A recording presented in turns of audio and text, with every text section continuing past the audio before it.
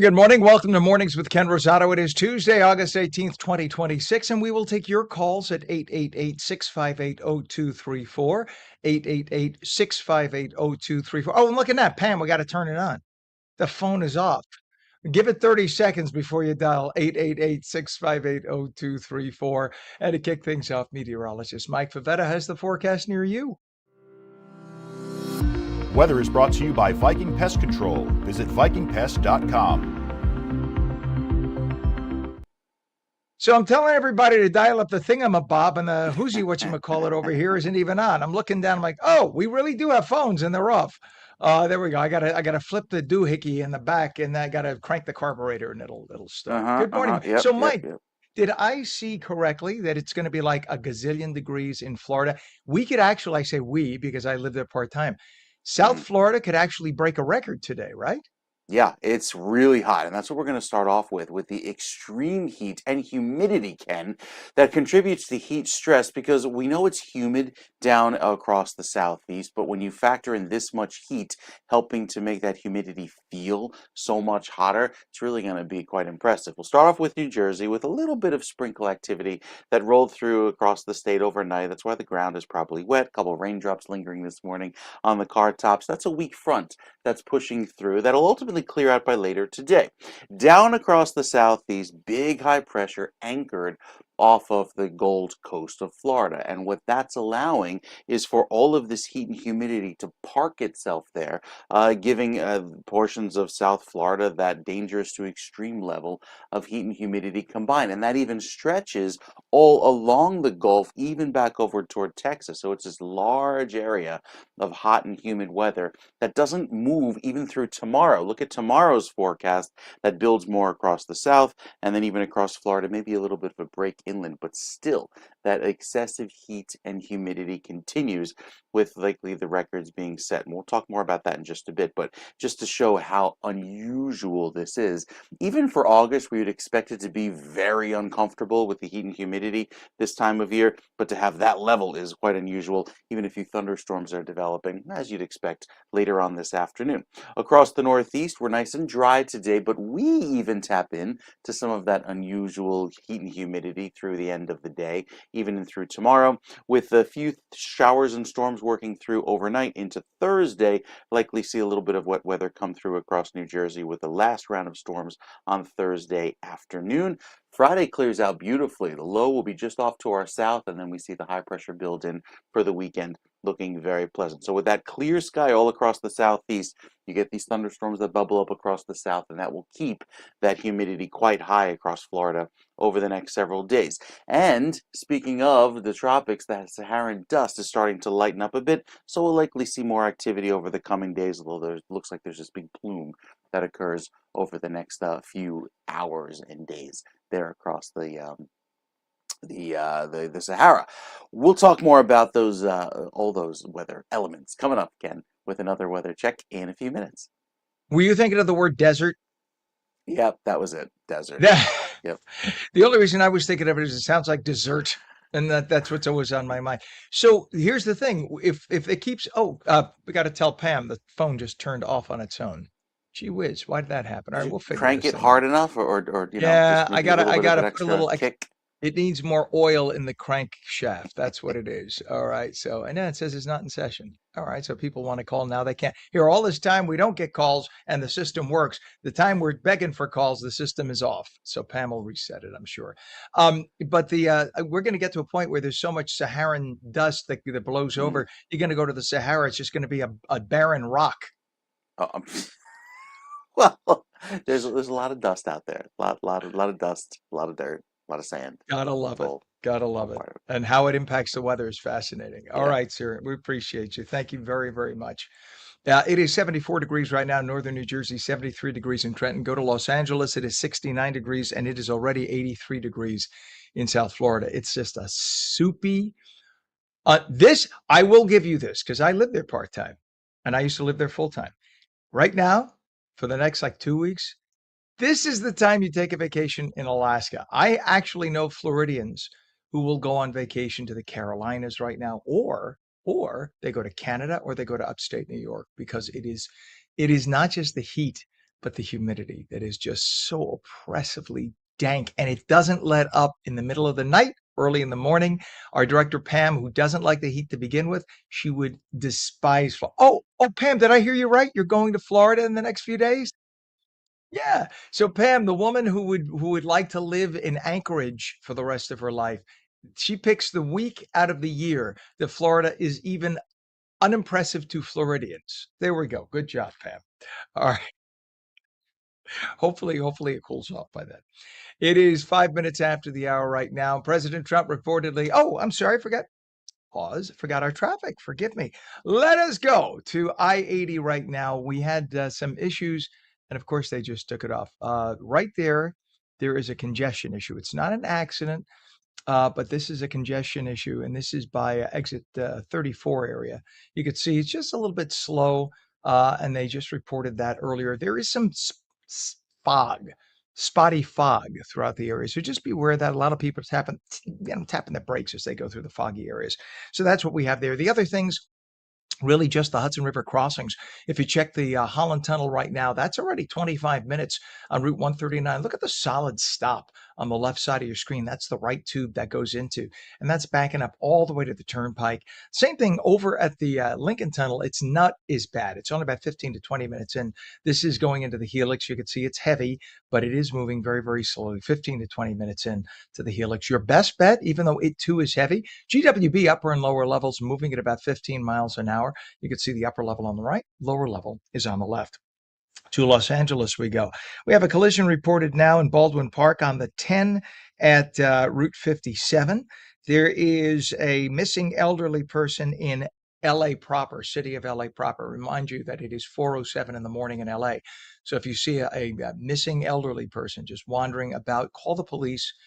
Just assume that that is the person for whom they call the silver alert, but don't approach the person because that usually scares them. We have another missing elderly in Northridge. So just also same deal. Please call in the event, call police and let them know that there's an elderly person you see in the middle of the night. Not likely they'd be walking someplace at this time. It is 707 East Coast, 407 West. President Trump reportedly threatened military action against Oman if it interferes with U.S. negotiations with Iran. The United States and Oman are separately negotiating with Iran over reopening the Strait of Hormuz. The strategic waterway carries roughly 1/5 of the world's oil and liquefied natural gas. Iranian officials said that they were nearing an agreement with Oman regarding transit routes. Trump also claimed the U.S. maintains a back channel with Iran's Revolutionary Guard. An Iranian official denied that any such talks are occurring between the sides. The negotiations face uncertainty as an existing U.S.-Iran agreement approaches expiration. Oman maintained, as we just had an issue here with this. Oman has maintained neutrality while playing an important diplomatic role between Washington and Tehran. The Justice Department finalized a new process following some convicted felons to seek restored gun rights. Attorney General Todd Blanche announced the program Monday following pressure from Second Amendment advocates. Federal law has long allowed restoration petitions, but Congress blocked processing since 1992. The new system creates an online application process for eligible individuals. Officials say applications will be evaluated individually based on records, reputations, and public safety risks. So here's what you had. You had convicted felons who have constitutional rights, in spite of being convicted and sent to jail, who, because of the very anti-Second Amendment beliefs that the country has had since the 70s, 80s, 90s, they were told they could not have a gun. And, if they were convicted of murder with a gun, it kind of makes sense, right? But if you serve your time in jail and you come out, why shouldn't you now be allowed to reapply for a gun? And they weren't. However, the same liberals who said they shouldn't be allowed to get a gun said that even if they're in prison as felons, they should be allowed to vote. Why? Because they tend to vote Democrat. They do. It's like 93, 94% of convicted felons in several different polls, I'm not making it up, show that they vote Democrat. So, of course, the Democrats want them to be able to vote from prison. Meanwhile, the Democrats were doing nothing when votes of military members were getting held up, absentee ballots from overseas. They were doing nothing to speed it up or to hold things so those ballots could come in. Why? Because about 80% of all military ballots go Republican. It is so obvious, such an obvious joke. So here, because of the Supreme Court's recent decision on the Second Amendment being the Second Amendment, period, and it's been chiseled away and chiseled away and chiseled away, and they came back and said, no, the Second Amendment is very clear. And if you want to change it, you got to change it. You got to change it the same way the liberals want us to change the birthright citizenship deal. You want to change it, you got to get all the states to vote on it. Otherwise, you are born with a right to have a gun in the United States, period. Second Amendment says it. It doesn't say, well, except for that. It's amply clear. So what'll happen now is if you are a convicted felon, the gun is taken away while you're in prison, etc. When you get out of prison, you can apply for it once again. And then they'll evaluate it on a case by case basis. Obviously, if you were a mass murderer who killed hundreds of people with guns, obviously you will be somebody who likely will not be able to get their gun back. But if you are not that person, you probably will get a gun. In other news, 5 people were wounded in a shooting at Virginia State University early Saturday. Police arrested 19-year-old Cameron Harris, who was found hiding in a residence hall. He did not go to the school, by the way. One victim, a 21-year-old man, remained in critical condition following the shooting. 3 others suffered non-life-threatening injuries, while one student was later discharged. The university lockdown ended Saturday morning. It was a busy time, though. All the seniors were coming back to class, so the campus was packed with people staying overnight. Even because this happened early in the morning, you'd think there would be no big deal, but there were thousands of people on campus, and that caused quite a panic, as you can imagine. No word yet on what caused the shooting, why he came with a gun. It is 12 minutes after the hour. The House Ethics Committee confirmed an investigation into allegations involving Democratic Representative Jimmy Gomez. The bipartisan committee is reviewing allegations of inappropriate sexual contact with a House staffer. Officials emphasize that an investigation does not mean that something happened. They're just looking into it. You are innocent until proven guilty. Gomez kissed a younger aide during an incident in 2023. Now, it could have been innocent. It doesn't have to be, horrific. Maybe the person is doing this in order to gain some reason, whatever, or to get a job, or something nefarious did happen. So the whole point is it's got to be looked into. The committee reportedly discovered additional allegations while investigating the earlier claim. So we'll see what happens with Representative Gomez. And President Trump said the United States will substantially reduce military exercises with South Korea. We were supposed to have an all-out exercise in the waters off of North Korea and China. It's kind of meant to flex our muscle to them. But because President Trump got a request from the Koreas both to limit things, and because of what's going on in Iran, I think it's because of what's going on in Iran. Personal thought, we don't want to waste a lot of our military equipment, being that a lot of it's being used. So President Trump said, well, just to be nice to the Koreas, we're going to cut back on the exercises. Methinks it's because we used a lot of stuff. We gave a lot of stuff to Ukraine. We used a lot of stuff with Iran, and the president doesn't want to put us in a bad situation. And you know what? That's okay. That's all right. We know how to use our equipment. We don't need to blow off a lot of it. By the way, that's the way the military often gets rid of a lot of old stuff they want to get rid of to buy new stuff. They usually have exercises. That's a way of saying it's like blowing off fireworks. That's how they do it. The Supreme Court declined to reconsider President Trump's appeal in E. Jean Carroll's case. It was the second time the court refused to hear Trump's appeal. A federal jury found Trump liable for sexual abuse and defamation in 2023, which is unbelievable. It's unbelievable. I'm not going to say it didn't happen. Can't say that because a jury found that it did. It did, so it did. It's just that when you look at the overall aspects of the case, if that case were tried in any court other than New York on the planet Earth, it would have been tossed out. It's because of a bunch of Trump haters in Manhattan, not because of any political leanings here. On its merits, on the surface, the case is ridiculous. A woman says, I was sexually assaulted. I don't know exactly where. I don't know exactly when. I don't know exactly how, but it was like 20-something years ago. It was by him. Of the 9 million people in New York, it was by him. Really.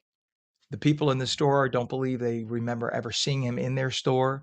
He doesn't hang out in the women's department where this allegedly occurred. You just got to wonder. Just had the worst attorneys and the worst court in the world in this case. But it is what it is. Like I said, the court said it happened. It happened. So we go with that.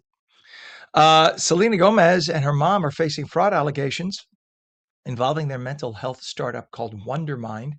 Investors claim they invested nearly $1.2 million based on promises that never materialized. The lawsuit alleges the company misrepresented its infrastructure, leadership, partnerships, and financial prospects. Investors expected an app, podcast, editorial platform, and other mental wellness products. They also expected Gomez to play a significant marketing and publicity role. She's talked in the past about having had emotional stresses in her life, and it was thought that she'd be part of it, and none of that allegedly materialized. Co-founder Daniela Pearson also denied wrongdoing and said the financial records will support her claims. The investors are seeking cancellation of their contracts and financial damages through federal court. And a Phoenix air traffic controller prevented a potential disaster involving two American Airlines aircraft. Both planes were mistakenly operating under the same flight number, American 2482. So you can imagine what was going on here. The controller was saying, all right, 2482, you could enter runway such and such, and both were going the same way. That is insane. How does that happen in modern computer era? In a modern computer era, how? He maintained separation, thankfully, while the flight paths converged near Phoenix Airport. The departing aircraft was instructed not to climb too high, preserving a safety gap. So basically, that air traffic controller is a hero. Prevented a lot of people from being killed. And if you hadn't heard yet, actress Hayden Panettiere, known for Heroes and Nashville, has died at the age of 36. Beautiful, talented young woman. Her father announced her death Sunday, describing her passing as tragic. Panettiere was found unresponsive at an apartment where she had been temporarily staying. Authorities said an autopsy found no signs of trauma while her cause remains pending. She had been acting as an infant and appeared in numerous television shows and films. Her most recognized roles include Claire Bennett on Heroes and Juliette Barnes on Nashville. Panettiere also publicly discussed postpartum depression, addiction, including alcoholism, and the loss of her brother. So she had a lot of things in her life that impacted her emotions. Fellow actors, friends, and advocacy organizations remember her talent, compassion, and charitable work. May she rest in peace. Very talented person. I've met her many times. She used to come to ABC when I worked there, and she would be on the live show. She was a friend of Kelly Ripa, and it breaks my heart because she was a lovely person, and may she rest in peace. It is 18 minutes past the hour. When we return, we'll speak with a New Jersey children's author and illustrator who turned her own experience of putting a creative dream on hold into 5 published books. We'll be back in 2.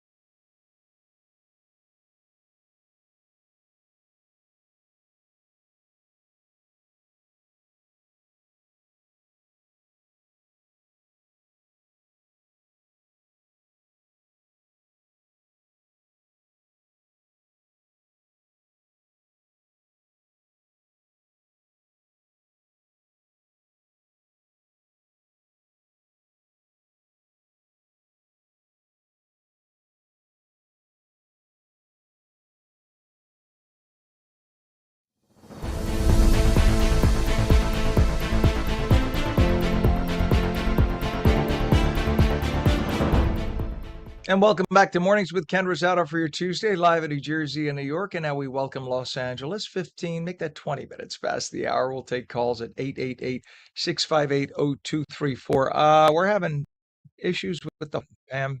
Yeah, she's working on the darn thing. It's not Pam's fault, not the I guess we throw the computer out. Let's just toss it out. That'll get it. Meteorologist Mike Favetta has the forecast near you. Weather is brought to you by Viking Pest Control. Visit vikingpest.com. Can't understand it, Mike. This thing is 2 years old. It's always worked, and now it's just like saying the show is not in session. I don't understand why. I'm very upset. Straight to jail. Got to go to computer I jail. think so. That's it. I think Time so. is up. CJ. Uh-huh. That's it. That's it. The weather looking pretty decent over the next few days, Ken. Not exactly ideal for beach weather because there will be some clouds, very humid, but we get some more sunshine back in the forecasts by the time we get to this weekend, especially on Friday. I think the best day this week. We start off this morning with some clouds, even some sprinkles around. A lot of that due to a weak front passing on through. That'll keep us mostly cloudy for today, but you'll really feel that humidity. Now, is it associated with the heat down south? Well, the heat down south will continue to build over the next several days. You see it here over Florida with that extreme heat and humidity, and the big heat remains over the desert southwest today. That continues into tomorrow as that high drifts closer to the coast in California and keeps that heat chugging right along. As far as the southeast, the heat doesn't, and humidity that is, doesn't seem to quit even through the next few days. So as long as we're in this pattern, and we will be for at least a few days, we'll keep it rather humid here across New Jersey and bring back the threat of a passing shower or storm specifically on Thursday. I think we get through tomorrow pretty dry, but Thursday afternoon, right, our next round of storms that pushes on through, and that will ultimately clear out, giving us a beautifully dry Friday with the high pressure that builds in, making it a beautiful start to the weekend. Saturday looks okay. The issue is Sunday because look what happens here. This low pressure starts to slide backward and interact with this system coming in from the west, and that will likely give us some wet weather by the time we get to Sunday. So finishing out the week dry after a little bit of shower activity on Thursday, and once those storms pass on through, Friday's looking great. Beautiful start to the weekend. Saturday, just a few passing clouds. And here's Sunday. Look at all that rain that comes in early in the day, lasting through the afternoon. Probably going to be a washout with the amount of water that comes in. And then by Monday, we're back to beautiful dry weather, and we kick off, looks like the last week, full week in August, with some very dry conditions. So that's some good news. A little zoomed in here at a higher resolution. So it shows some of these clear skies for today into tomorrow, and then some passing clouds by the end of the week, especially for Thursday, with those storms coming in Thursday evening. So likely get rocking and rolling with another round of storms here across New Jersey later on this week, specifically Thursday afternoon. So be prepared for that, Ken. All right, sir. Thank you very much. Indeed, we will. Already feeling, I mean, we feel the stickiness here, but I'm just looking Mm-hmm. down at South Florida and the temperature's already there. That is uncomfortable. That is really Yeah. uncomfortable there. So, I mean, LA is going to be hot too, but it's not quite as humid, right? LA doesn't get that Oh yeah, humidity it's like that, dry out there, very dry, because those right? winds coming over the Santa Ana Mountains, they dry it out right away. So it's the dry heat, like they say. Mm-hmm. It's hot, but it's a dry heat. It's You still could hot. you could say it's still hot. You feel it. It's like opening an oven door. But Uh-huh. in Right. Florida, it's like going into a steam room. It's really, really uncomfortable right now. And even the swimming pools are overheated. You don't really cool off. Ugh, Yeah. ugh. You got to say ugh. I don't care what your ethnicity. That deserves an ugh. All right. Thank you very much, Mike. We will check back, sir. It is currently 76 degrees already. Wow. In northern New Jersey, 73 Trenton. It is 69 in Los Angeles, but of course, it's only 4:24 in the morning there. But it is 83 in South Florida, going up to 99 degrees there. Unreal. Well, sometimes the dream that we think we miss is actually the dream waiting for the right moment. Frumi Gans is a New Jersey children's author and illustrator who turned her own experience of putting a creative dream on hold into 5 published books, including her latest, Right on Time, The Little Red-Headed Girl Who Thought She Missed Her Moment. And she joins us to talk about second chances, following your dreams, and the message she hopes to share with children. Good morning, Frumi. Good morning, Ken. Thank you for having Good me. to have you on. Yeah, it's a pleasure to have you on. I love your name, and I love the name of the book Thank you. too, and the whole concept. It's just a very sweet concept. You were accepted at the Fashion Institute of Technology, FIT, at 17. That's a big deal. But your career took a different path. So what happened? What happened? Yes, my career took a different path, and later I found my way back to creativity and my voice. And that's when I started writing and illustrating children's books. But yes, it has always been a big dream of mine to become an artist, and it was on hold for many years. And it's one thing to write a children's book, and it's another thing to illustrate. So, were you, being that you were in the art world, did the illustrative abilities come naturally to you? So, I've always been a cartoonist and I started drawing at a very young age. But what I do see different today is, at 17, even though I knew how to draw, I didn't have yet what to give. And that's where it's different for me today.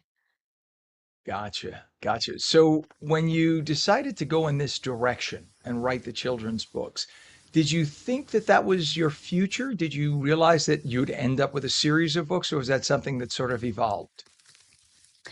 So when I started my first book, which nobody knew, I kept it a secret. I didn't tell my family. I just made a decision that I was going to talk about that I always had this dream and I didn't get to fulfill it. Once I published it, I knew this was what I was meant to do, and I decided I'm going to do a series. Gotcha. And when you did this, publishing a book was still a feat, right? You had to get a publisher to publish it, to take the chance. It's investing money. There's money involved in that.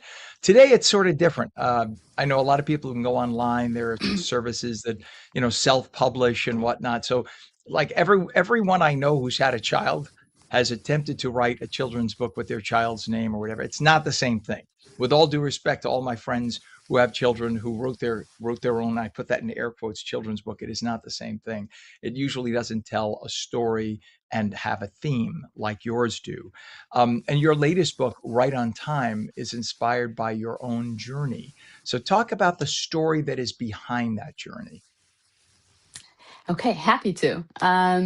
So that was almost like a light bulb moment for me. I just woke up one day and I always thought that I missed my moment. And then I started to realize that all the years that I thought were wasted were actually preparation for where I am today. And I think dreams happen when we're ready to carry them. That's interesting. So everything in its time, right? Everything in its time. It's got to be the right time. That's right. And what do you hope that children take away from the message that it is never too late?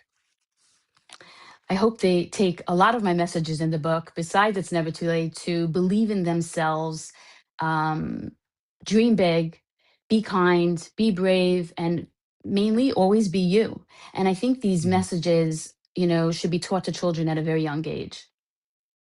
Otherwise, they get a sense of always being pressured, right? When they feel like I should be this way right now. Why is my friend, even like think of adolescence? Why is my friend going through adolescence now and I'm not? They may not say adolescence, but they'll say that they're going through changes. Why is my friend understanding math and I'm not? Kids all evolve at a different rate, right? At a different pace. And this is good for them to understand that it's okay for you to evolve at your own pace in your own time is a good thing. That's a great message. You've now written and Thank you. illustrated 5 books. So why has the journey taught you about believing in yourself? Probably because I didn't always believe in myself. One of the couple of things that publishing taught me was to listen to my own voice, to understand that I am good enough. And I think that my words matter to others. And that was probably a very big surprise for me. I love it. What is a website for me for people to find your books?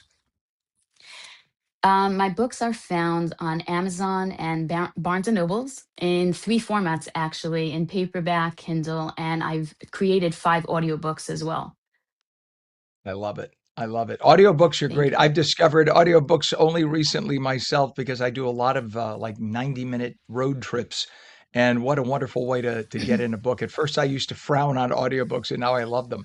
Her latest book is called Right on Time, The Little Red-Headed Girl Who Thought She Missed Her Moment. Frumi Gans, come back again, please. Thank you for coming on this morning. Thank you. Thank you for having me. You bet. Have a great day. 30 minutes past the hour. Phone lines are going to be open. Let's see if they're open yet. Nope, they're not open yet. All right, they will be open. They will be open. I'm not even going to get at the number. It's like a tease. And meteorologist Mike Favetta with a forecast near you. Hot in LA, super hot and sticky for our friends in Florida, and not as bad in New Jersey. Is actually the best of the three. You're watching Mornings with Ken Rosato. We're back in 2.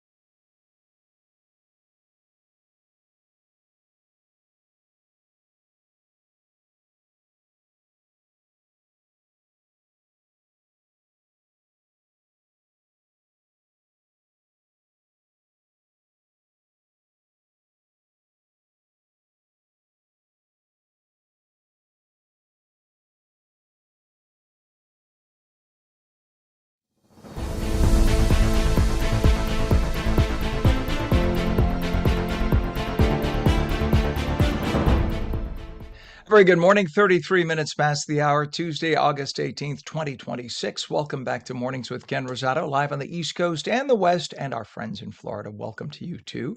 Meteorologist Mike Favetta has a sticky hot forecast for the Floridians in just a moment. Weather is brought to you by Viking Pest Control. Visit vikingpest.com.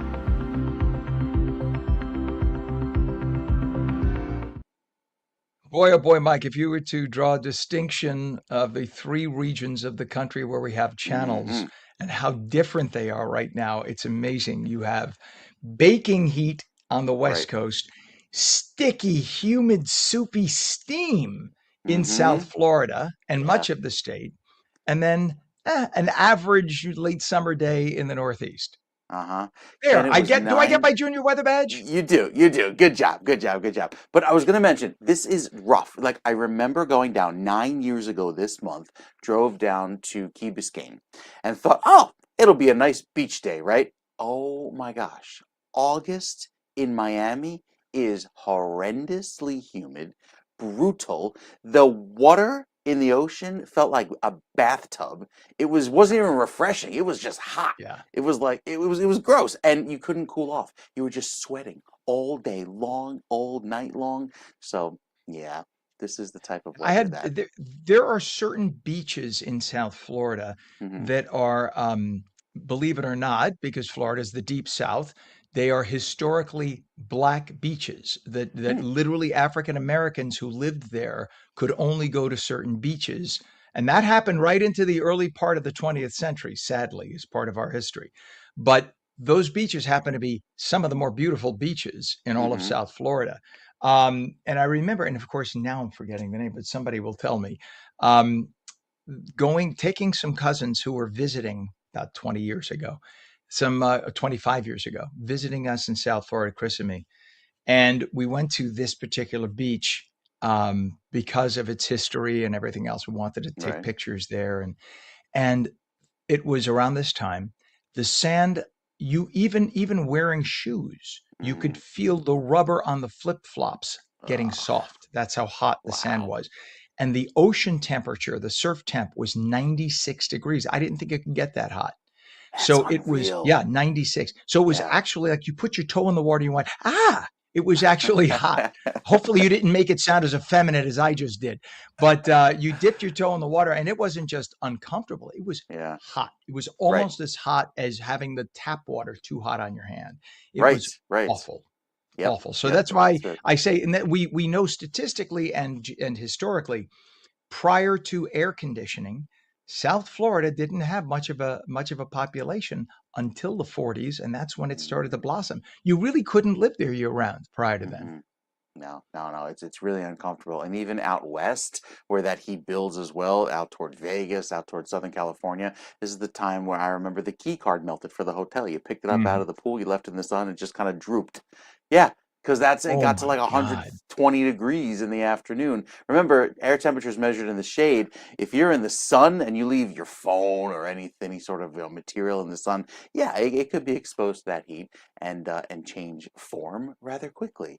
And you Yikes. might melt yourself, especially going out in this kind of heat. So today, with the humidity in New Jersey, yes, it is very uncomfortable, even though there's still a decent amount of clear sky developing for this afternoon. We start off cloudy this morning, had a little bit of rain last night, a couple sprinkles around, but out west, you see all of this clear sky down in the desert southwest, and that's where that heat will continue to build throughout the course of the day today. So a lot of the rain showers over the last few days have been, say, central Florida and north, and most of the dry weather is along the south and west coast. But even along the Gulf Coast here and portions of, say, the Space Coast, the Gulf Coast, and down toward Miami, watching a little bit of that thunderstorm activity each afternoon. The tropics, however, remain quiet for now.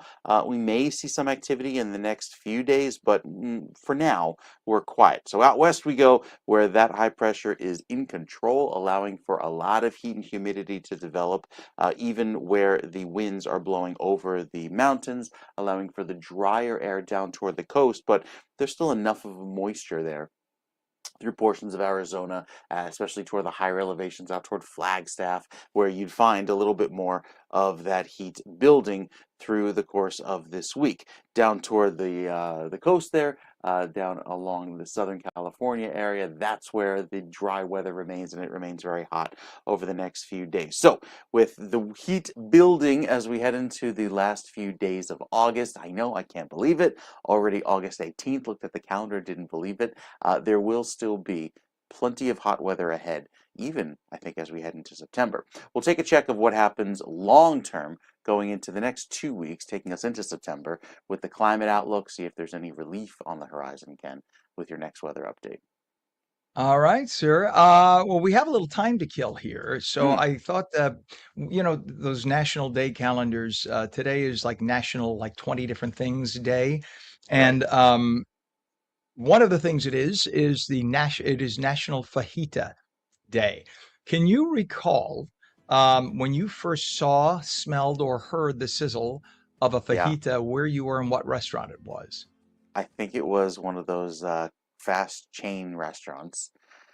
I think they're out of business now. But it was, You're they right. bring out the platter. Yeah, they bring out the platter, and it was almost like a theatrical production when the waiter or the runner would come over with the sizzling cast iron, plate and all of the juices sizzling on top of it and the steam coming out and, put it in front of you. And it was like, wow, so fancy. I love that. It was for me, it was TGI Fridays. And they're not, Yeah, they're I think that basically they're was it. gone. I think it was TGI Fridays was the first Hmm. time I ever heard of a fajita. And of course, we're all sitting around. Oh, you had okay, I know, but Tejas is just a local thing, isn't it? Is Tejas there are a few, but is that a national chain? I don't even know. It could be. Pam is saying she had her first one at Tejas, and of course Chili's makes a great one. But I remember we were all sitting around having a burger, very boring burger, and all of a sudden you hear the psss, Yeah. and you could smell the charred meat. It smelled so damn good, and we're like, "Ooh, what's that? What's that?" It's Uh-huh. always the person who gets that is always the one at the table who everybody goes, "Ooh, ah," because it's such a Well, they presentation. say you And eat with your yeah. eyes first, and they really took advantage of that. Yes, they did. It says here fajitas were created in the 1930s by Mexican ranch workers, vaqueros. Vaqueros means cowboys, along the Rio Grande border in South Texas. And as part of their pay, workers received skirt steak. And if you're into cooking, you Hmm. know skirt steak is tough. It's like rubber. So whenever you have cuts of meat or fish that are could be tough, there are two ways to cook them. And you probably know this, right? You either cook them in 2 seconds or cook them in 2 hours. Anything in between, they're just rubber or leather. Yeah. Shrimp, perfect example. You either drop them in at the last second and serve, or you cook them in like a stew, like a bouillabaisse for Hmm. 2 hours. Otherwise, shrimp are just hard as a rock. Same thing with skirt steak. Skirt steak was a cheap cut. It was a throwaway cut. It was meant for the cowboys, the ranch hands. And they would cut little bits of it, do it a quick sear at the end, and that's where the sizzling fajita came from. And now, Fascinating because it's stuff. so popular, somehow it's $28 a pound in the supermarket. So Ah, it and became that's true. very, very It's popular. it's such a delicious cut of Yeah. meat. It's such a delicious cut, and it's you just have to get used to the texture because it could be a little off-putting if you have never had it before. That little bit of a chew, but I think the flavor, especially the fact that you could marinate it, Hmm. um, is just so delicious. The other thing is today is National Ice Cream Pie Day, and Pam, our director, was saying, "What is an ice cream pie?" I love that for those of you who are of a certain age, um, before Carvel came out with the ice cream cake, and to my knowledge, it was Carvel. I don't remember any ice cream cake prior to Carvel. We had ice cream pies when I was a kid. So they were big in the 50s and 60s when home cooking, like home economics, became a thing. The Hmm. ice cream pie was big in America. I think it's strictly and purely an American invention. And it was easy. You could buy a pie crust, one of those graham cracker pie crusts in the store already made. Take your favorite ice cream, leave it out, soften a little bit, just put it in, smooth it out, dump on a little bit of whipped cream, put a cherry on it, throw it in the freezer for a little bit, and then take it out, and boom, it looks like you're an amazing cook. And I think that's where the ice cream pie came from. But the ice cream cake didn't come out for another 20 to 25 years. Do you remember having ice cream pie, or are you strictly an ice cream cake guy? I is mostly always ice cream cake, especially with the layer of crunchies, that like the Carvel Classic, that was always the thing. Ice cream pie, I don't know, kind of foreign. Anytime I think of pie, it's mostly with a filling like Right. apple, pumpkin, blueberry, etc. Yeah. And by the way, if people who think they don't like pie, who only have an experience of the boxed pies with their goopy, nasty, artificial tasting filling, I'm serious. If that's your only knowledge of what pie is, you haven't Mm-hmm. experienced pie. It's true. Certain things you could buy pre-made, cookies, some of them pass. Some of them are okay. Right. Pies, I have never, ever tasted a boxed or even a frozen pie that came close to a fresh pie. They don't, they're two different animals. And Yeah. if you have a freshly made apple pie, a freshly made pecan pie, or sweet potato pie or something. Now it's only a few months away to Thanksgiving. Think about it. It's not too far. You have that versus those boxed pieces of crap. They're nasty. They're Yeah. nasty. You will say, "Oh, I suddenly love pie." And with only a few seconds left, it is National Pinot Noir Day, sir. Are you a Ah. vinophile? Absolutely. I am the peak oenophile going into harvest season, right? It's around the corner. Actually That's just right. digging out, through the move, we moved bottles so many times from place to place. I'm like, "Ooh, where's this one from?" It's a 9-year-old bottle. I just lost it, somewhere in the back. So it's nice to like discover some new wines and some older ones too. Love the line from Sideways that Paul Giamatti is famous for, about Pinot Noir, how it's a thin-skinned, temperamental grape, Yeah. and it needs a lot of care and attention in order to grow well. Yeah, I stopped drinking many, many years ago. But if you were to sample wines, especially red wines, because white wines are not really wines, and if you're a vinophile, are white No. wines are soda. If you Oh, want that's a so wine, a tense. good wine, well, that's a dessert. Well, that's a different class. I'm talking about like with a meal. The grades are you start at Pinot Noir, right? That's the lightest, and it's great with a good steak. Pinot Noir is Hmm. wonderful. Then you work your way into a Merlot, which is somewhere in between. And there are some great Merlots, and there's some really bad Merlots. And then you have to know your brands for a fabulous what's it? Cabernet. Oh my Cabernet, thank you. Sauvignon, my God, or Sauvignon, Cabernet Sauvignon. You got to know your brands. See, it's been so Mm. many years, I'm forgetting. But you get a great aged Cabernet with an oak finish smell, and that's almost worth having unto itself. That's when you want a Hmm. great glass of wine. You have a Hmm. Cabernet. You don't have a Pinot Noir or Merlot because they're just if you're just having a glass of wine to enjoy it as a thing, go for a Yeah. great Cabernet. Oh, wonderful. Those. That's the only thing I miss about those days. Is drinking wine You could for the still sip and spit. yeah. I mean, it's not like, no. Okay. All right. Yeah, I have a heart issue, and I literally think about it. My atrial fibrillation causes my heart to flutter, so that's the end. Okay. We don't need that. Call an ambulance while Ken's on set. But listen, that doesn't stop anyone else. Enjoy it.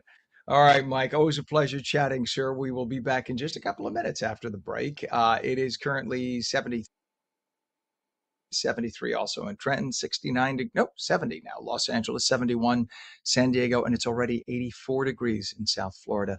And when we come back, Meta is heading into what's being called a potentially seismic legal fight in California over claims it designed Facebook and Instagram to be addictive for kids. We're back in 2.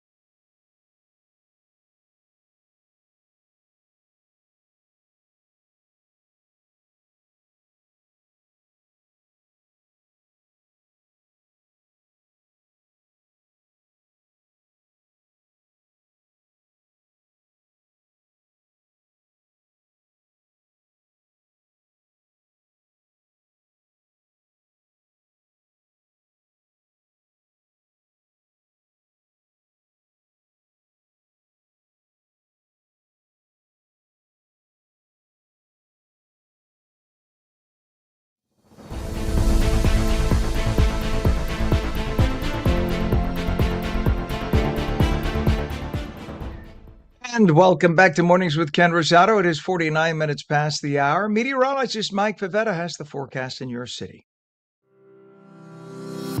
Weather is brought to you by Viking Pest Control. Visit vikingpest.com. And good morning, sir. A sticky day in the south, a baking day in the southwest, and just that. in the Northeast.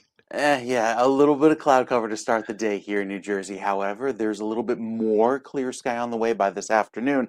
But like you had mentioned, down across the southeast, all of that humidity persists. We'll tap into some dry weather by the time we get to Friday, and in that time, it'll dry out very nicely. Saturday looks clear, but Sunday brings back another shot of some wet weather to wrap up the weekend on a pretty wet note before clear sky takes over to start off next week. And then it looks pretty dry for the start of next week. So until then, again, we see some clearing later today. Much like the last few days, it starts off cloudy in the morning, then clears out by the afternoon. And then as we head into Thursday, that's our next opportunity for some clouds and wet weather with some rounds of rain. I think all of this cloud activity clears out for Friday, leading to a beautiful Saturday, and then slightly cooler weather into the start of September. That's just for the Northeast. Everywhere else in the country, look at that heat persisting down across Florida, even out toward the west, with that hot, unusually hot weather lasting at least through the first day of September, and then into the end of August, slightly wetter than average conditions taking over across much of the east with below average precipitation down south. But we've basically ended our drought in New Jersey, which is some great news considering how much rain we've received this past summer, Ken. Fascinating stuff. All right. Thank you very much, Mike. Appreciate it. It is 75 degrees now in northern New Jersey, 73 in Trenton, and 71 now Los Angeles, 71 also San Diego. Meta is heading into what's being called a potentially seismic legal fight in California over claims that it designed Facebook and Instagram specifically to be addictive to kids. Opening arguments begin tomorrow. The stakes could be enormous. Brand digital strategist Fisher, whose handle is @Fisher on X and Threads, and his website is fisher.media. He joins us now to explain. Good morning, Fisher. Good morning, Ken. So this is a big deal. Why is this happening now? What are the chances California will win against Meta? And what would it mean if California does win? Those are a lot of great questions, Ken, and hopefully I can answer them all. And the trial does start today. I might have wrote that wrong for you, but it does start today. It's co-led by California AG Rob Bonta, and it involves a coalition of 29 state attorneys general. The case centers on allegations that Meta designed Facebook and Instagram in ways that foster addictive behavior in children and teens, and that the company misrepresented the safety of its products. I don't know what safety, but it's in there. The lawsuit, originally filed in 2023, claims violations of the Children's Online Privacy Protection Act and various state consumer protection laws. Just weeks earlier, Meta lost a related case in New Mexico, resulting in nearly $1 billion in payments and some required changes to age assurance tools. Now, states' lawyers have suggested damages could reach around $200 billion with a B dollars. Meta's attorneys have previously warned that the figure could go as high as $1.4 trillion.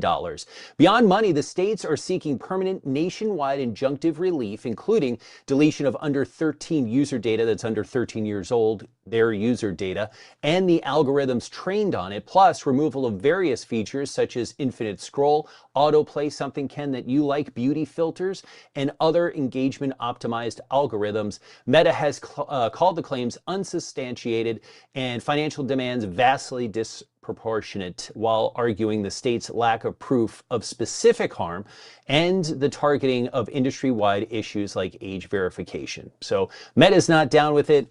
Of course, the decisions will be negotiated down. That's a lot of money, $1.4 trillion that Meta would have to pay. But there'll definitely be some changes, probably nationwide, to some of these issues that get trained on. Again, you're training on data of minors, right? So I think that's really at the crux of it. And then you're feeding, based on that training, you're feeding stuff to them that just keeps the teenagers in the app longer. Well, I can understand when you look at the app and the fact that, and we all know we've done doom scrolling, they've called it, and Oh. you start on the app and you think to yourself, oh, I'll just look at one or two things here. It'll just help put And me then to it's sleep. 5 a.m. Yeah. And you wonder, oh my God, I've just wasted hours of my life that I'll never get back. What's going on? But I mean, if it's set up that way for adults, then clearly kids can't be that far off Mhm. from in terms of being addicted. I am just looking for something Yep. desperately on the phone here as I waste time Well, talking the here. best thing that has But oh, happened to here, me is that my Instagram account has been banned for violating their terms and conditions. There you go. It's you in a tight shirt. Look at you behind a microphone. look at that. Look at that chest. Isn't that incredible? I mean, That is amazing what beauty filters and AI do. That is great. considering I've never lifted a weight in my entire life, I think that's pretty I can amazing attest that to I was that. able to. You one I time was able lifted a to. package without bending your knees. I saw that, but Yeah, that's it was about a it. DoorDash package. It was Yep. fudge sundaes that came from a local If ice you could cream say place. that it was an Uber Eats package, you could transition into the next story nicely. It was an Uber Eats package.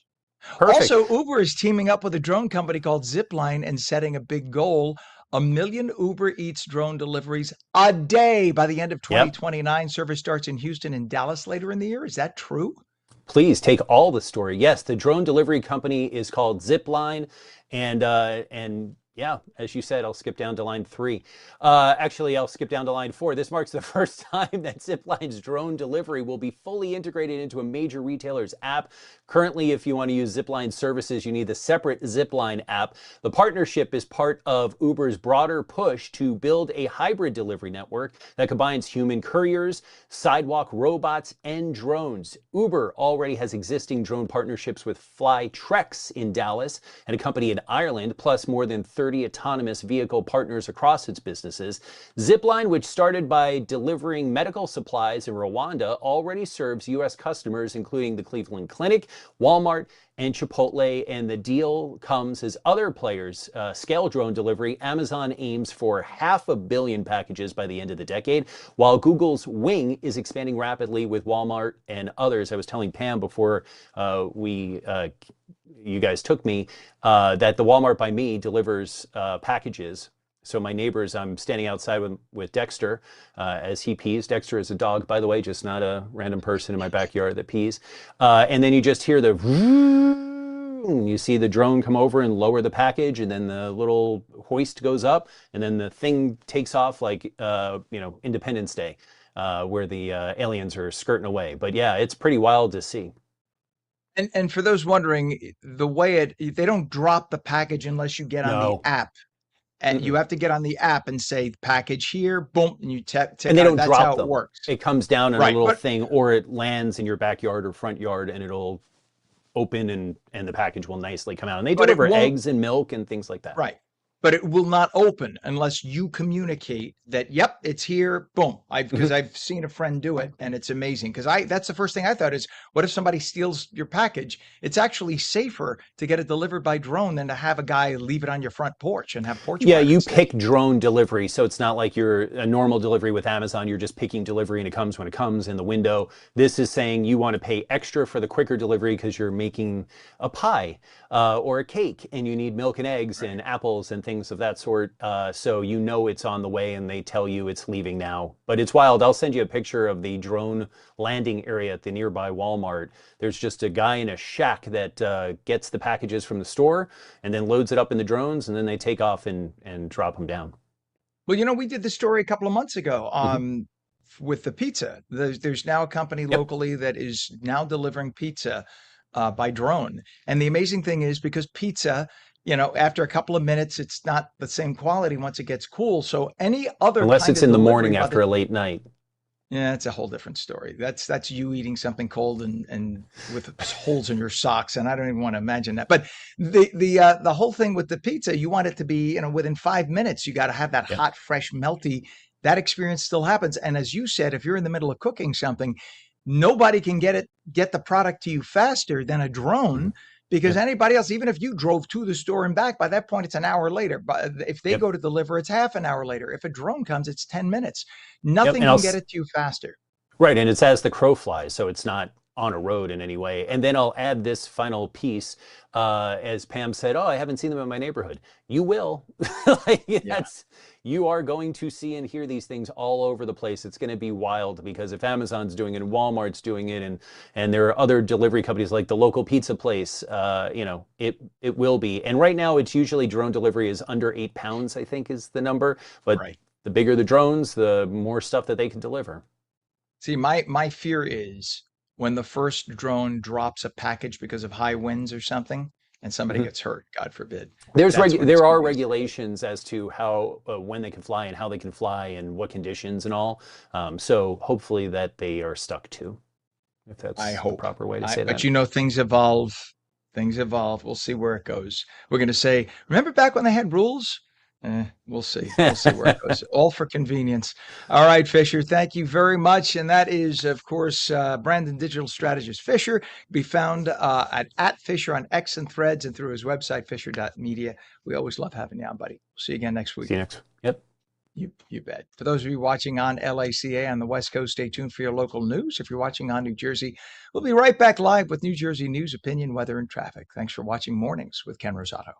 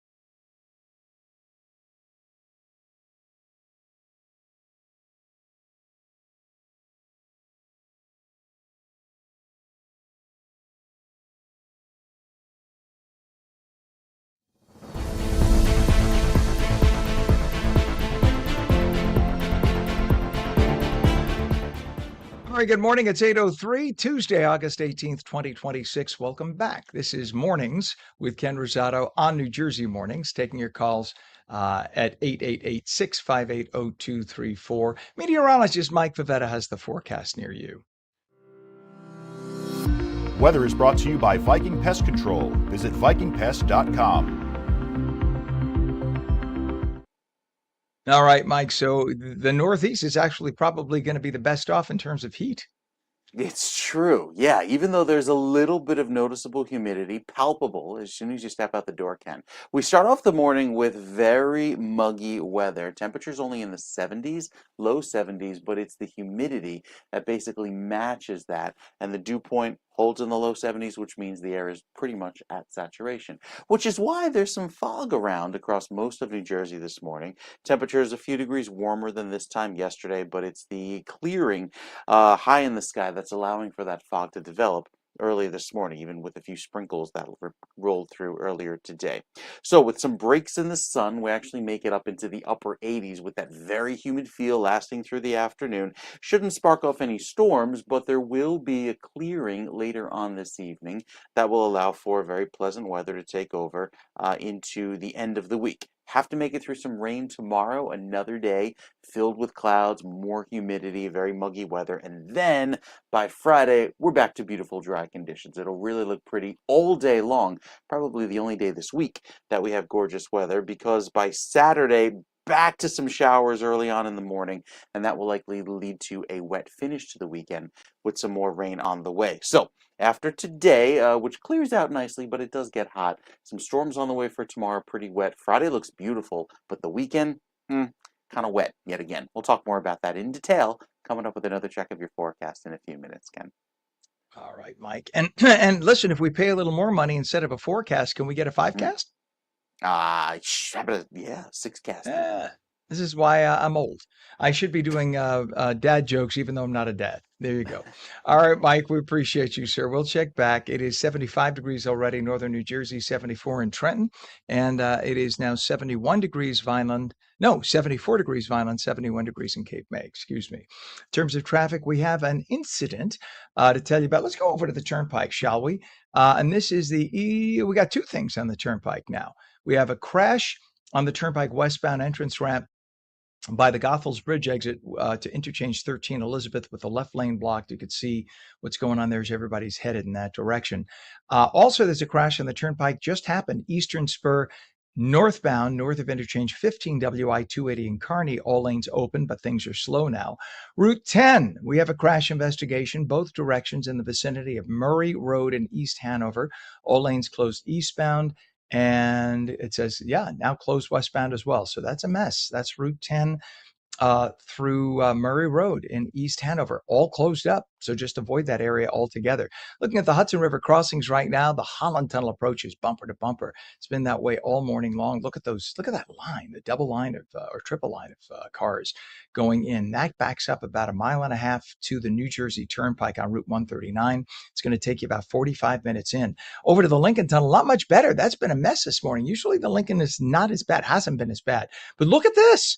And there's no reason for it. There's no accident. This is purely volume going into the helix. Even the bus lanes are going slowly. So I wonder what's going on. And maybe there's something going on in Manhattan. All it takes is like a broken down car on 40th Street, somewhere a couple of blocks in Manhattan. And everybody slows down into New Jersey because you're trying to get around that car. Everything whittles down to 1 or 2 lanes in Manhattan, and that's what you get. And then you can see some drizzles hitting the camera lens. Little areas of patchy fog still this morning around. It's a damp morning. And then over to the GWB upper and lower levels, very heavy, very slow, but moving at least. That is reported at 40 minutes in. You could see it doesn't look that bad, but once you get beyond the camera, which is pointing to the west, once you get beyond that, everybody headed east. You could see the trucks slowing down. The trucks are going to the upper level, the cars on the left going to the lower level. It's going to cost you about 35 minutes in. 7 minutes after 8 o'clock, a New Jersey man faces charges after allegedly crashing into 2 police vehicles in Clifton. If you're going to have a crash, not 1, but 2 police vehicles. Oy. The crash happened early Sunday morning, Route 21 near River Road. Police say Matthew Cancel, yep, that's probably what's going to happen to the license, struck patrol cars blocking a lane during another crash investigation. Not unusual. When you see the flashing lights, people tend to veer in that direction. That's why they tell you if you see police off to the right, you are supposed to now get over a lane to prevent exactly that. So you're supposed to move left, do everything you can. And the rule now is if you can't get over to the left, slow down by 20 to 30 miles an hour to prevent this. That's exactly what happens. So you because people look, they're fascinated. Everybody's like, oh, look at the lights, the flashing lights. And they don't realize once you turn your head, you start drifting in that direction and boom, he hit 2 police cars. So one officer suffered a head injury. The other jumped over a barrier to escape. Cancel's vehicle and 1 police car caught fire, as you saw following the collision. 2 passengers were inside Cancel's vehicle. 1 suffered a shoulder injury, and authorities charged Cancel with assault by auto, DWI, and other offenses. That's going to be a big deal if he gets a DWI conviction. Right now, he's just charged. In other news, New Jersey Supreme Court ruled that Jamar Myers must withdraw his felony murder guilty plea. The decision followed an illegal search that undermined part of his combined plea agreement. Myers was convicted for participating in robberies, including one involving a fatal shooting. Police discovered cash, a handgun, and clothing during the disputed vehicle search. The court previously determined officers lacked sufficient information to justify the search. Justices ruled that illegal search affected the bargaining position surrounding Myers' overall plea agreement. The court encouraged clearer documentation when I love when AI writes that. The little after bit of information that we don't need to say on the air. Governor Mikey Sherrill highlighted free cybersecurity resources available to New Jersey local governments. The NJC CIC provides municipalities with threat intelligence, risk assessments, and incident response support. Participants also receive cybersecurity training, education, and enterprise-grade defense tools. The program provides round-the-clock monitoring to help detect and respond to cyber threats. Resources are available to counties, municipalities, and schools. More than 200 municipalities participate in the state-funded cybersecurity program. And Avalon temporarily extended a new bar's outdoor live music hours despite residents complaining about it. It's summertime down the shore. Come on. Gullies can now host outdoor music till 9 p.m., an hour later than previously allowed. The bar opened in May. It uses live music to attract customers. Nearby residents have complained the noise creates excessive problems during the evening. You want to have a little gathering in your backyard, and all you hear is Gullies noise. Gullies agreed to provide neighbors with a direct phone number for noise complaints. I don't know what to do. Performers also can't use large speakers that produce excessive noise under the agreement. So, that's tough. I get it, but it is what it is. The Battleship New Jersey Museum and Memorial announced a $24.25 million redevelopment project. The investment will transform the visitor experience and upgrade infrastructure in Camden. Plans include a new visitor center, parking structure, and improvements aboard the historic ship. The project represents the battleship's largest capital investment since becoming a museum. New Jersey awarded nearly $20 million through its Cultural Arts Facilities Expansion Program, and officials say the improvements will make things better for kids who want to come and get a little educational experience. And a new study ranked New Jersey beaches based on litter complaints from visitor reviews. Just Bottle, that's the name of the organization. It analyzed TripAdvisor reviews for mentions of trash, dirt, smells, and cigarette butts. The study compared cleanliness complaints with each beach's total number of reviews. Cape Beach received the highest frequency of cleanliness and litter complaints statewide. Gunnison Beach ranked second, followed by Wildwood Beach. It's the beaches in Wildwood, the Wildwoods. The findings highlight recurring concerns about visitors leaving trash behind. So look, if you bring trash to a beach, take it with you. Don't leave it on the sand for sure. At least find a garbage can to throw it out. The Indian American community in New Jersey, which is a big and growing community, set a Guinness World Record for the largest flagpole number. The achievement celebrated India's 80th Independence Day and America's 250th anniversary. The Consulate General of India partnered with the Federation of Indian Associations for the event. New Jersey leaders, community members, and Indian officials attended. Organizers said the event highlights strong people-to-people ties between India and America. For those who don't realize, India is the largest democracy on the planet Earth. We might be among the oldest, but they are the largest with 1.3 billion people. So there you go. It is now 8:13, and when we come back, we have more news for you. Meteorologist Mike Favetta with the forecast in your community. Don't go away.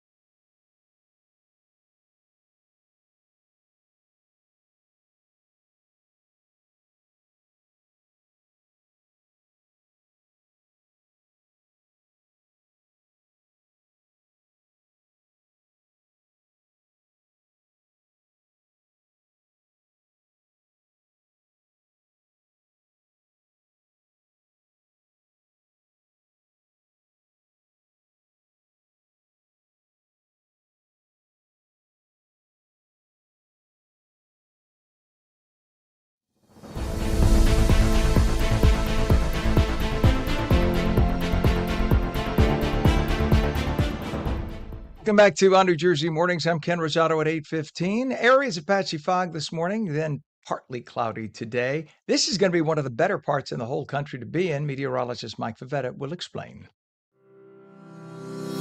Weather is brought to you by Viking Pest Control. Visit vikingpest.com.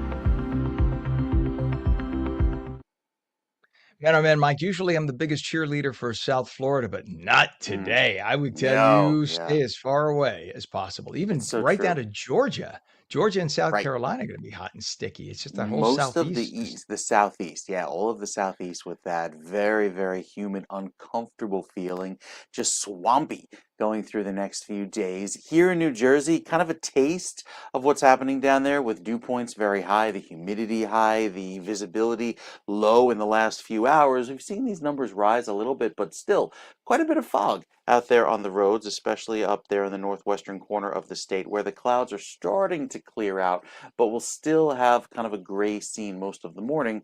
That is until we get to the afternoon when the sun returns and looks a little bit brighter. Temperatures, nevertheless, they're warming well into the 80s today. The humidity remains high and it stays warm over the next few days. High humidity, look at that down the shore, right into the 70s. That's very muggy weather through this afternoon. While it tries to dry out with a little bit of a northerly breeze this afternoon, it comes racing back in with humid weather tomorrow, especially down the shore where it stays quite muggy until Friday.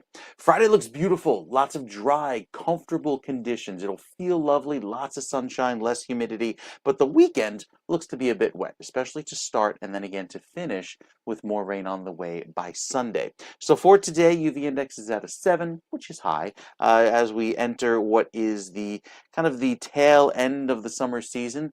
This is typically the type of sun we would see toward late April and early May. So still strong, but not as strong as it was back in June.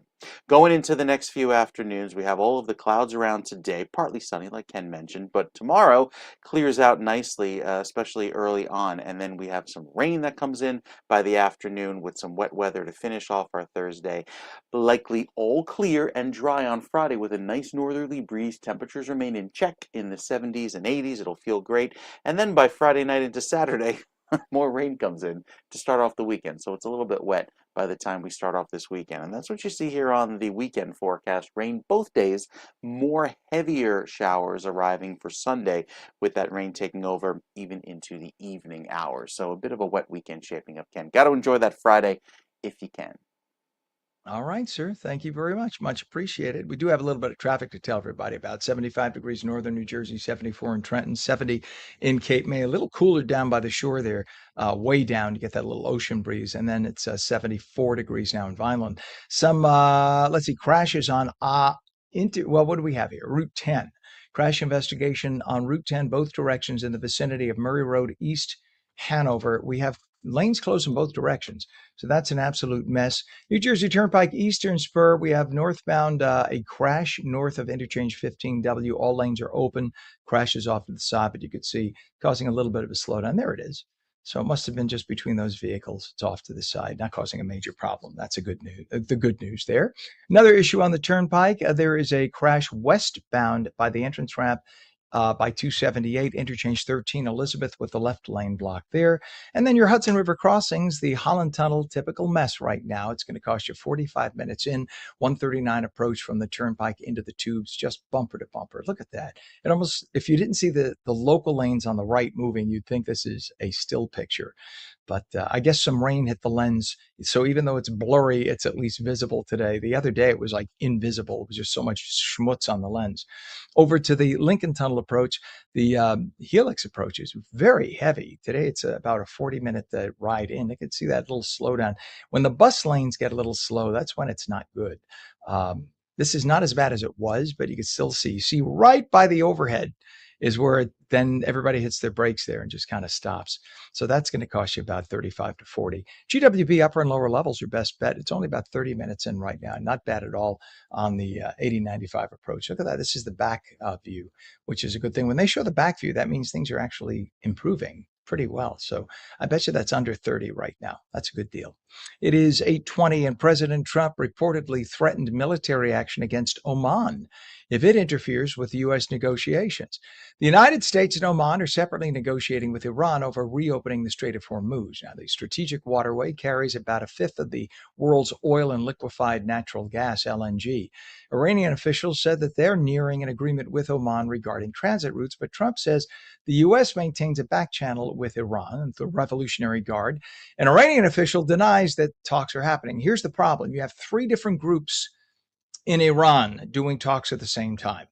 So the fact that the president said we had a back channel with Iran's Revolutionary Guard, they're the ones we weren't communicating with before. We were communicating with the leaders. But the Revolutionary Guard believes it's sort of autonomous, or at least semi-autonomous. So it's actually a good thing that we're communicating with them. The leaders are the ones saying there are no back channel talks, but they haven't been able to get crap done.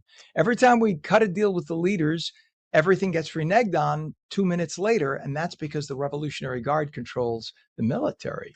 So those are the people we need to talk to. So don't be surprised if we come to some kind of an agreement now that we're communicating with the Revolutionary Guard. We'll see what happens. But right now, no matter what, I love how the media rushes right away to say what Iran's leaders are telling us, like their word is any more credible than the United States. Like you're going to believe the country that for 46 years has been an arch enemy of the U.S. Yeah, like it's in their best interest to be honest to you. Don't be a stupid stooge dupe, which is what you are, leftist mainstream media morons. It's 8:22. The Justice Department finalized a new process allowing some convicted felons to seek restored gun rights. Attorney General Todd Blanche announced the program Monday, following pressure from Second Amendment advocates. And remember, a recent Supreme Court decision from a couple of years ago that said that the Second Amendment is very definite in what it says. You cannot chisel away at the Second Amendment. So what had happened was in 1992, there was Congress had passed a law that said if you're a convicted felon, you lose your gun rights. Well, now it's going to be a case-by-case basis because it is a constitutional birth-given right. So it doesn't say anything in the Constitution about if you're a convicted felon, you forever automatically lose your gun rights. So now it'll be taken on a case-by-case basis. If you are a convicted felon, chances are if you killed, God forbid, a dozen people with a gun, you will likely not get your gun rights restored. And you could fight that till you die. They're not going to give that to you if you manage to get out of jail. But otherwise, if you are in for a minor felony and your gun rights were automatically removed, you can petition to have them restored. And chances are that you will get them restored because it is a Second Amendment guarantee in the Constitution. It's amazing how people on the left rush to defend birthright citizenship, stuff that says that's very obvious in the Constitution. The framers of the Constitution explain what happens if you're born here and who's allowed to be a citizen, et cetera. And then a Supreme Court, based on a lot of popular pressure, decides something that a lot of people scratch their heads on and say, really? That's not why we have that amendment of the Constitution. It was to grant citizenship to former slaves and to Native Americans. But yet they'll look at this. Not that I want convicted felons running around with guns. I'm just saying that if we're going to change the law, we need to change the law the right way. And you can't just have a simple law passed in Congress, just like you can't do it with birthright citizenship or changing birthright citizenship. This is what I'm trying to clarify here. 5 people were wounded in a shooting at Virginia State University early Saturday. Police arrested 19-year-old Cameron Harris, found hiding inside a residence hall. They determined that Harris was not a student there, so they don't know why he was on campus, if it was just some kind of a battle against somebody on the campus, and that's why he was there. A 21-year-old victim remained in critical condition following the shooting. 3 others had non-life-threatening injuries, and the whole university had to be locked down. This is as seniors were returning to class. So they were all coming in. They were with family members. Some family were sleeping over, and this had to happen. So this happened over the weekend, but they have the person they believe is responsible, the alleged shooter, we'll see what happens at this point. The House Ethics Committee confirmed an investigation into allegations involving Democratic Representative Jimmy Gomez. The bipartisan committee is reviewing allegations of inappropriate sexual contact with a House staffer. But they emphasize this is an investigation. This is not a conviction. You are innocent until proven guilty. Reports previously alleged that Gomez kissed a younger aide in an incident in 2023, but the committee has now reportedly discovered additional allegations while investigating the earlier claim. Gomez does acknowledge personal mistakes, but denied violating laws or House ethics rules. And President Trump said the United States will substantially reduce military exercises with South Korea. Trump had cited South Korea's refusal to participate in the U.S. conflict involving Iran.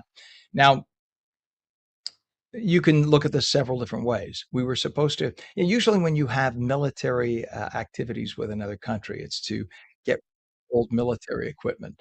I think right now President Trump wants to hang on to our old military equipment because we've given so much to Ukraine and we've used so much in Iran that just as a backup until we produce more, it's probably not a bad idea to hang on to what we have and not just blow it up in the water in order to purchase new stuff. That's usually why we have war games. It's just to get rid of the old stuff. Might as well practice with it. And then that gives them an excuse to buy new stuff. It's incredible how expensive that is, over $1 trillion. But that's what we do to stay safe as a country. The Supreme Court declined to reconsider President Trump's appeal in E. Jean Carroll's case. It was the second time the court refused to hear Trump's appeal. A federal jury found Trump liable for sexual abuse and defamation in 2023 and awarded Carroll $5 million in damages following the trial. With interest, she ended up getting $5.62 million. And Selena Gomez and her mother face fraud allegations involving their mental health startup, Wondermind. Investors say that they invested nearly $1.2 million based on promises that did not materialize. The lawsuit alleges the company misrepresented its infrastructure and leadership, and they want their money back. Gomez's attorney calls the allegations baseless and said that they would seek dismissal of the charges. The co-founder, Daniela Pearson, also denied wrongdoing and says the financial records support her claim. An amazing thing happened in Phoenix, and the amazing thing is that nobody got killed. The Phoenix air traffic controller prevented a potential disaster involving two American Airlines aircraft. Both were given the same flight number, American 2482. So the controller figured it out at the last second. Otherwise, the two could have collided. Imagine that. That's amazing. You think with computers that could never happen. The FAA and American Airlines are investigating, trying to figure out how and prevent that from ever happening again. It's 8:28. When we come back, fraud losses are surging, but victims can face another financial blow after the scam, having to pay taxes on money they've already lost. We'll explain when we come back.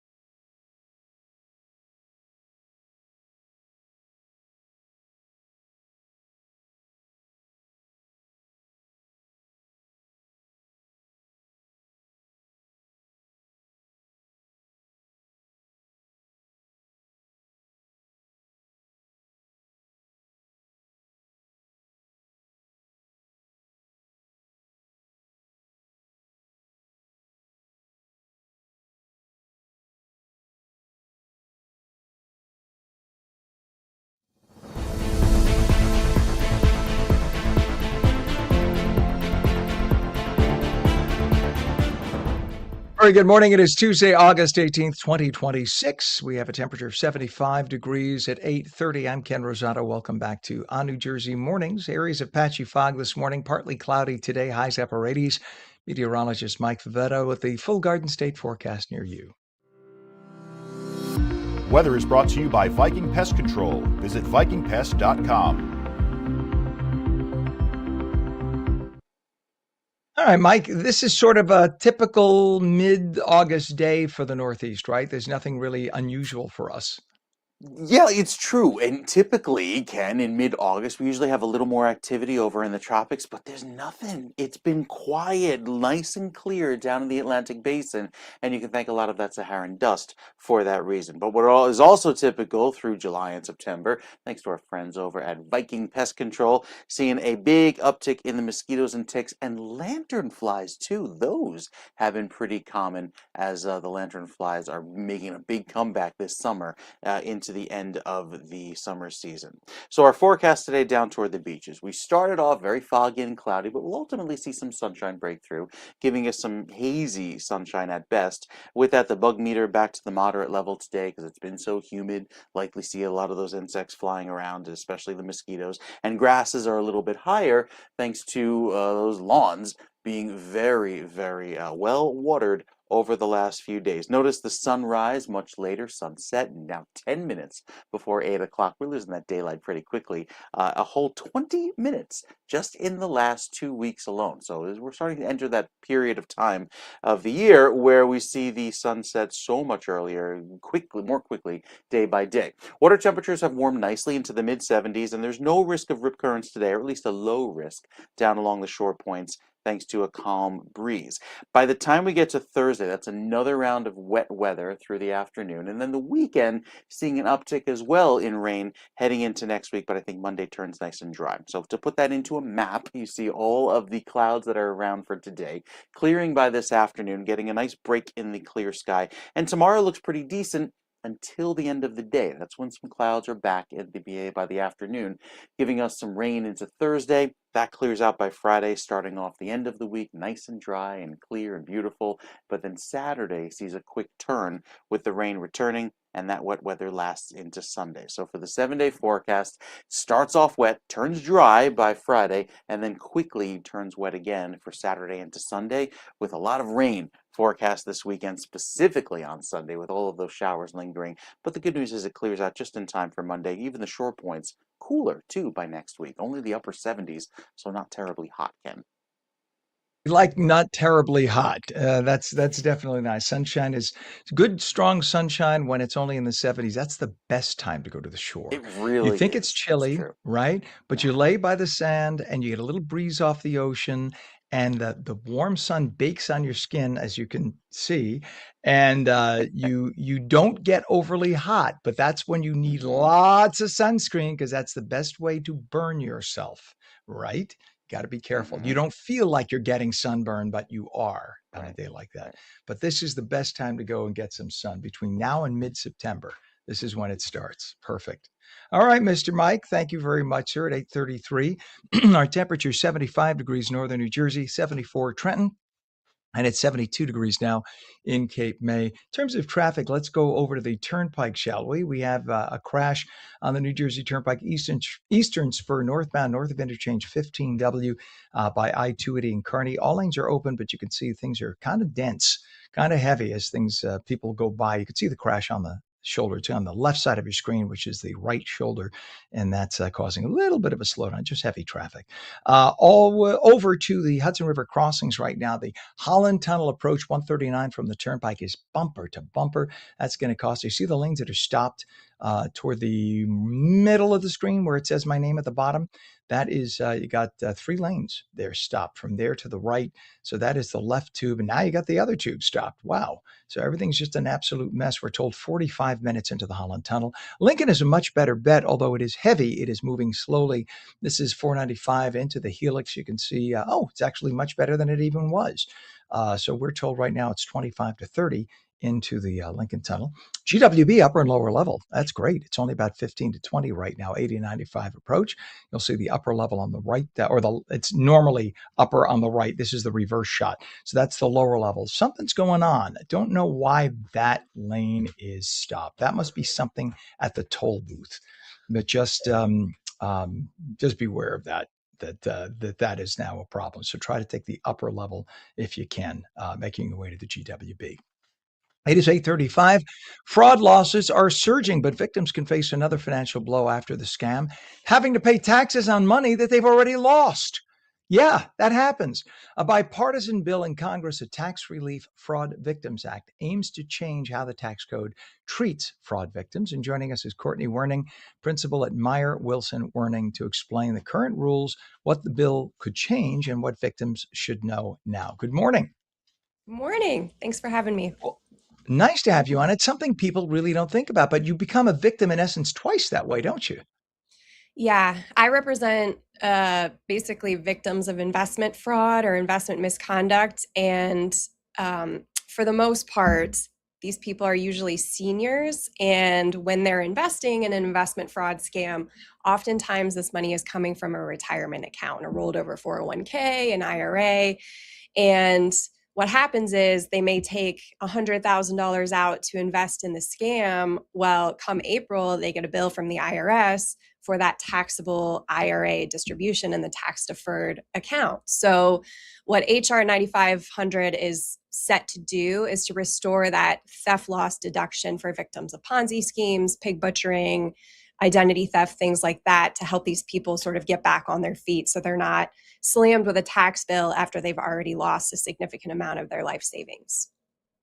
How about we have a law that makes it so punitive for somebody or a group that rips off the elderly in these schemes that they will be less likely to try doing it? It's just all we hear about is so many elderly people being terrified into something or coaxed into something as the greatest thing since sliced bread. And you could pay for your grandkids' college this way, and they get duped into it because they're trusting. They come from a more trusting generation. People surely wouldn't do this, and it's all electronic. It's got to be on the up and up.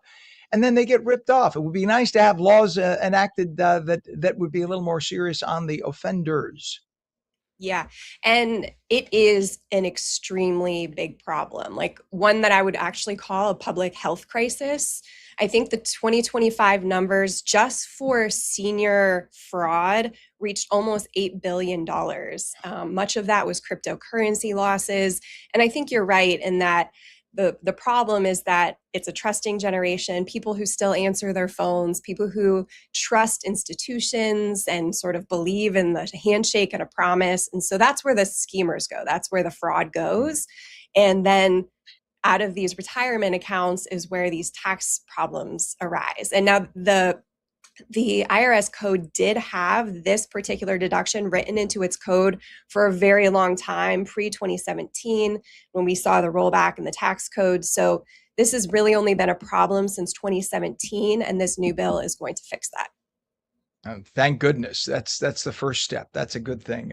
But I am glad also that society-wise, you have like supermarkets and drugstores now. If you go to buy a gift card, if it's more than a $150 gift card, the stores near me will ask, did anybody ask you to buy these gift cards? Is there a reason you're buying these gift cards? And at first I thought it was a little invasive, and then I realized what they were doing. It's because of all the scams on the phone with the senior citizens saying that I have your nephew here, and if you don't send us $1,000 in gift cards, we're going to, you'll never see him again, and things like that. Or the IRS needs to have $1,000 in payments immediately with, gift cards to name your store. Like you would That's think, right. And when you're that? getting that good of a care by a Target store manager for the gift card scam, where I come in is usually when a client did not get that due care coming out of a fiduciary investment advisor or a brokerage firm or a bank or some other financial institution. So you're right in that these seniors need protected from all types of scams, the gift card scams and the bigger pig butchering romance scams. So that's what the next question then is. At what point do you know or say to yourself, I need a professional to help me out here? This is something I can't handle on my own. Well, there's the vast majority of retirees do rely on investment advisors or financial advisors, either a commission-based stockbroker agreement or a fiduciary financial advisor. And whether that's something you need, which side you need, really depends on sort of your own facts and circumstances. But what's good about that relationship is then you have another layer of oversight, right? If grandma or grandpa go to their broker and they say, I need $150,000 for a cryptocurrency investment, that's another layer of protection where hopefully the financial institution steps in. They have tools they can use, the trusted contact rule, the temporary disbursement hold, to say, hey, this doesn't look quite right. Let's just hold this for a minute, because once the money leaves, it's gone forever. I mean, the goal is to stop it from leaving in the first place. Well, Courtney, there we go. The next question. If someone's already lost that money to the scam and they paid taxes already, what should they do at that point? Can they get that tax money back? Well, assuming that this bill goes forward, which I think it will, it's got really good bipartisan support. Hopefully, we'll see some movement by the end of the year on the Senate side. Keep all your documentation. If you're going to claim the deduction, you're going to need to be able to prove, hey, I lost this money.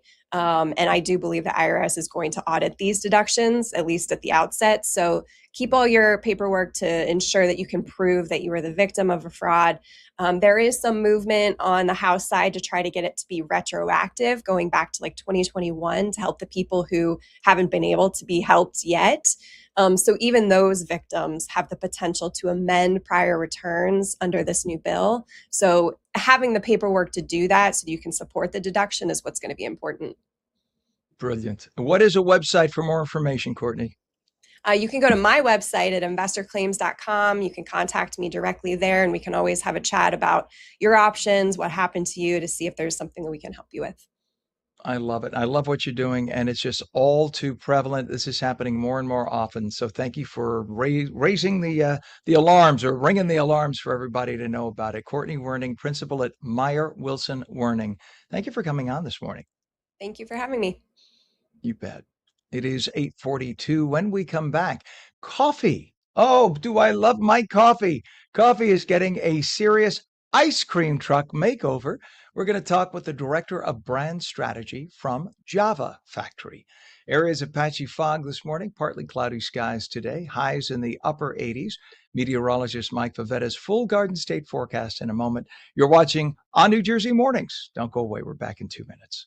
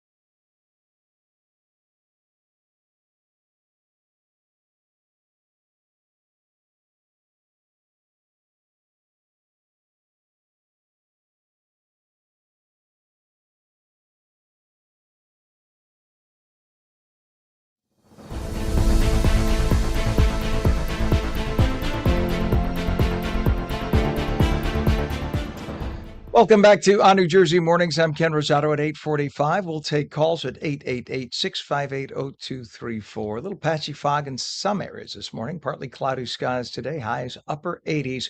Meteorologist Mike Favetta has the full Garden State forecast. Weather is brought to you by Viking Pest Control. Visit vikingpest.com. All right, Mike, let's have it. Let's have it. It's not so bad. Oh, Here, is it? really? Expecting another beautiful afternoon after the cloudy start, but it's the humidity that remains rather high, and there's enough humidity going into tomorrow that we could pick upwards up to an inch of rainfall with the rain that comes in later on this week, especially on Thursday. It's not helping the tick or mosquito situation across New Jersey, even as we enter the second half of August. Spotted lanternflies becoming a big problem, but look at northern New Jersey picking up more than 200% of their rainfall, average rainfall, over the last month. So certainly not dry, and it will stay kind of wet going into the rest of this week with just over the season, it's slightly drier than usual across northern New Jersey. But again, this updates every week, and I think we'll see a big improvement even with the drought ending across most of the state, thanks to all of the recent rainfall. Northern New Jersey today wraps up the afternoon sunny once the clouds break for some breaks of sun. And then by the end of the month, we'll likely see a little bit higher chances of rain across most of New Jersey. That's that light tinge of green. And even with the slightly below average temperatures, that's a nice change. Apart from all of the heat and humidity down across the south and west, it'll look great going into the second half of the month. So a better forecast ahead, especially with the drier weather forecast for Friday, the pick of the week after a little bit of sunshine, but very humid and muggy tomorrow. So be aware of that. I think by Saturday and Sunday, while it looks deceivingly dry, there's actually some rain that comes in throughout Saturday morning and afternoon, and Sundays it's pretty much a washout. But Monday turns dry, even at the beaches, with cooler weather ahead. Temperatures only in the upper 70s to start off next week. That'll feel nice for the last week of August, Ken. Say it ain't so. Month is just flying by. No, this is where we have to take the show, being that this is internet based, we could do it anywhere. This is where we all Sure. go to South America or Australia, and we start. This is springtime we're coming into. We start all over Yeah. again, springtime in South America, right? So it's just perpetually summer. That's it. It'll be spring, summer, spring, summer, spring, summer all the time. Don't even have fall. Just do spring, summer. I used to dream about that. I used to say, "Oh, Pam is screaming in the ear. I want fall, winter, fall, winter." I used to think to myself, if I had the money, I would do that every year. I would say the second, Ah, like September 1st comes, I would fly to Argentina, or I would fly to, Brisbane, and that would be 6 months. Enjoy. we That's changed it. the name of the show from Mornings with Ken Rosato to Good Day, Mate. Right? It would just, it would have to fit the theme. And Have why little not? We would kangaroos do the hopping show in the middle of the background. night. Yeah, it We can would be interview like, Bluey and Bingo, that very popular with the kids, right? We increase the demographic scope. can be done. Why have we not done this yet? This is something we have to work on. All right, Mike, we appreciate you, sir. I You will see bet. you tomorrow. Thank you See you very then. much. You bet. It is 74 degrees, northern New Jersey, 76 degrees now in Trenton, and getting hotter quickly. I've got another 11 or 12 degrees to go. And at 8:48, we look at traffic. We have an issue right now on the Turnpike. This has been going on for a while. This is a crash on the eastern spur, northbound, north of interchange 15 WI 280 in Kearney. All lanes are open, but you can see the amount of traffic built up as people pass the vehicles off to the side. So there were two vehicles. It was a truck and a car. The car is gone. So it's just down to the truck, but still people slowing down as they pass. We go over to the Garden State Parkway and we have delays and stop and go traffic, not due to a crash, just really volume. And this is northbound south of exit 135 Central Avenue in Clark. And it goes for about a mile and a half to 136. You can see everybody down. I guess the damp roadways have something to do with that. Everybody's down to about 15 to 20 miles an hour as they make their way through there. Also on I-280, there are delays westbound at I-80 in Parsippany Troy Hills. All lanes lanes open, just slow. We go over to the Hudson River crossings, the Holland Tunnel approach 139 from the Turnpike into the tubes. You can see bumper to bumper on the lanes that are toward the middle right. That goes to the left tube, and that is just absolutely stopped right now. The lanes that are moving are the ones going to the local roads, so that's what you have there. Over to the Lincoln Tunnel approach, much better right now to the Helix. That's still a little slow making your way in, but it is moving. It's only going to cost you about 20 minutes in. GWB upper and lower levels, really good. We had some problems by one right lane with the lower level, which is what you're looking at there to the right of your screen. Apparently, there's a disabled vehicle by the toll booths for the lower level. And that's causing a little slowdown. Once you get past that, it's moving well. The upper level on the left is moving just fine. All in all, about 15 minutes into Manhattan on average. It's 8:50 right now. Coffee getting a serious ice cream truck makeover. Java Factory is launching its second Flavor 52 collection, bringing 9 weeks of limited edition coffees inspired by some of America's favorite frozen treats.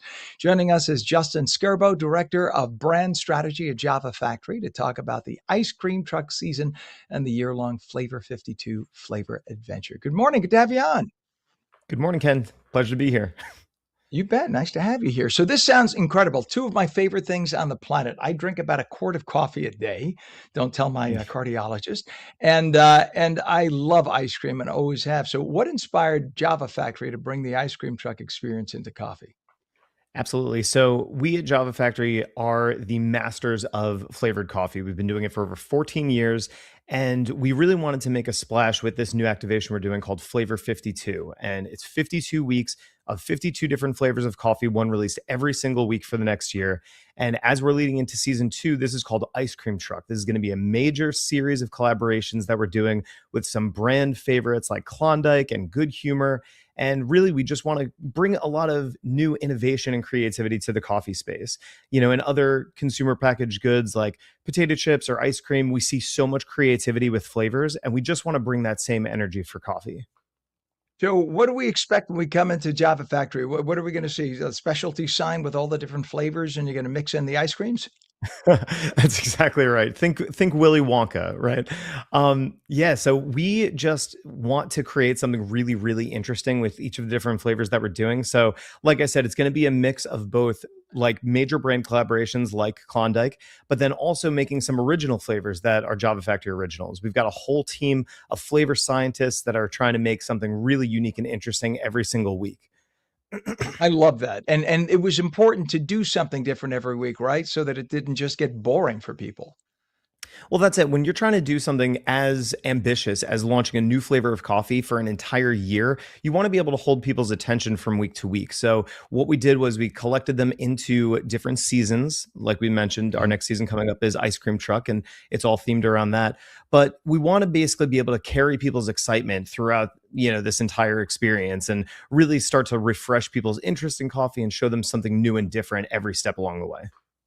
I love that. And consumers get to vote on their favorite flavors too, right? So how do the votes shape the future Java Factory lineup? That's exactly right. So every season we're running a leaderboard where anyone who's picking up the flavors and trying them for the first time, they can go to javafactory.com and vote on which of the flavors in that season was their favorite. And one of those flavors is going to be chosen to be a permanent flavor in the Flavor 52 collection. So we definitely encourage everyone to try out all of the different flavors, find something that really speaks to you, and cement its place in coffee flavor history. How do the season passes work with you guys?